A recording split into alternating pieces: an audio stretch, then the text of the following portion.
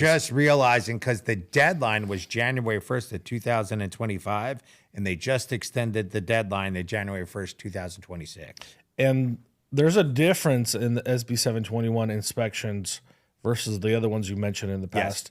Because if you own an apartment complex or a fourplex, Correct. or you're either just living in one as a tenant, Yes. you're kind of used to the county having code enforcement, doing like a quarterly or an annual inspection where they look at the rails to make sure that they're safe. Yeah. They look for evidence of like mice and rats because that's unsanitary or unhealthy. This is different because SB 721 allows private companies to do the inspection. So it's not actually the county sending out a county inspector. Correct.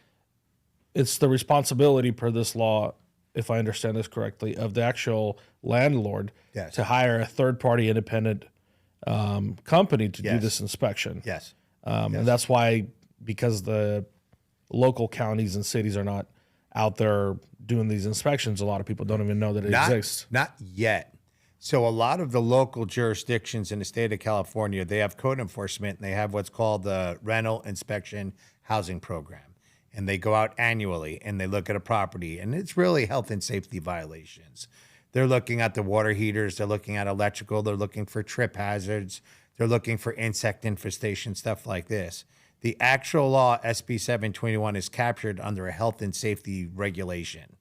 So 17,921 is the actual code inside the code compliance book. And it is now getting added to that rental inspection housing program, because at the end of the day, the local jurisdictions are responsible for policing this law. So there's no state office, there's no state regulatory agency. This is falling back on each city, each county, each village to actually go out and police it. Okay, so the spirit of the law, if I understand it correctly, some people have gotten hurt. And there's all these decks and balconies. In addition to decks and balconies, there's stairways, walkways, catwalks, whatever you want to call them, that oftentimes get compromised by dry rot, age, whatever the thing is.